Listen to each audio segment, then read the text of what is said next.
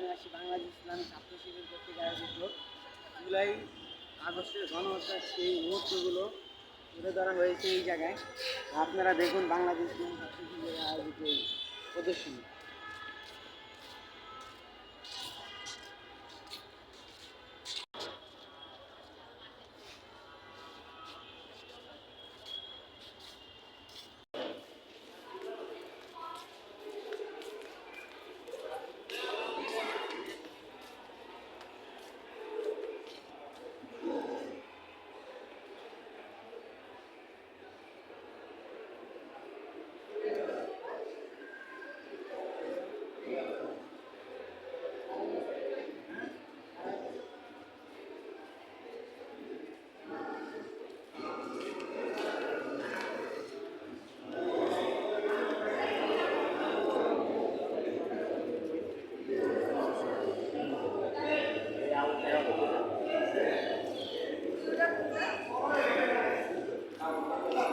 আমাদেরটা দেখে ওরা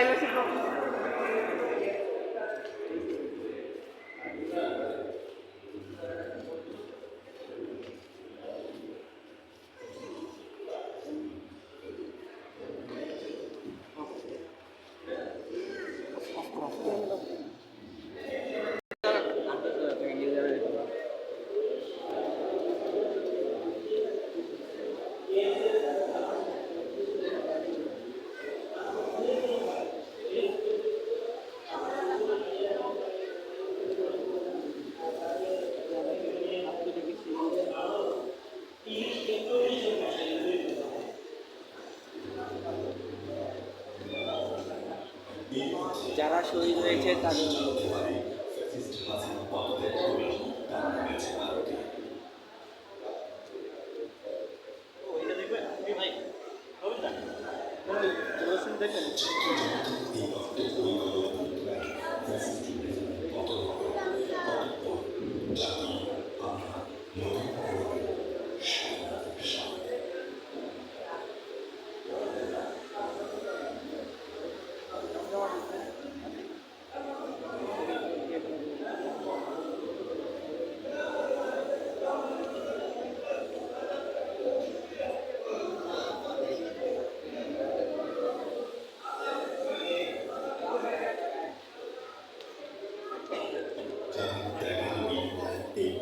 স্বাধীনতা কেমন আছে সেই সব শহীদের পরিবার।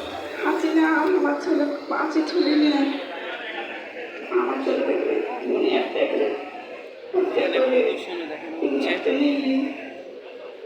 মানুষ কাজ করে আসি এবং গোসল করে নামাজ পড়ে গেল কি না গেল চারটা খাওয়া চলিস কোন সময় আমার এক ছেলে রমজান আলী সাইড মতো আব্বা করে কে কি জান আলু সাইড দিয়ে কি হয়েছে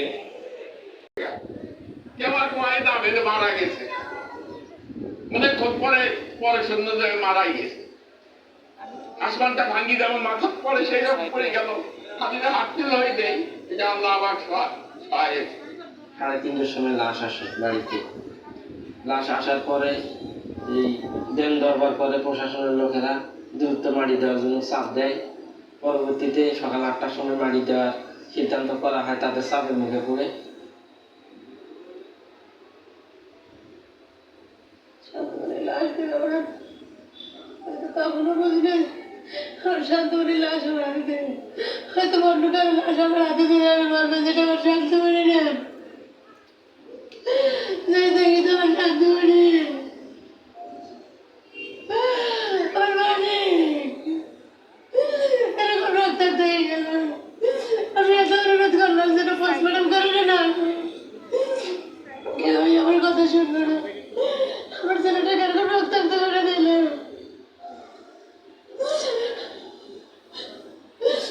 ক্লাস নিয়ে 4টার সময় বাড়িতে চলে যায়। তারপর 7টা থেকে সেখানে এসেছিল পুলিশের গাড়ি। আমার ছেলে জীবিত থাকতে এরকম পুলিশ প্রোটোকল দিলে তাহলে তো আমার ছেলেটা এরকম করে যাবে।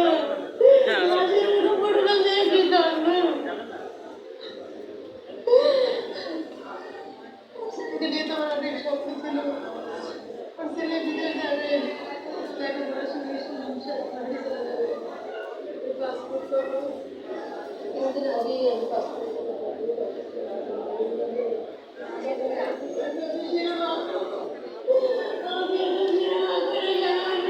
এই সেই মামা।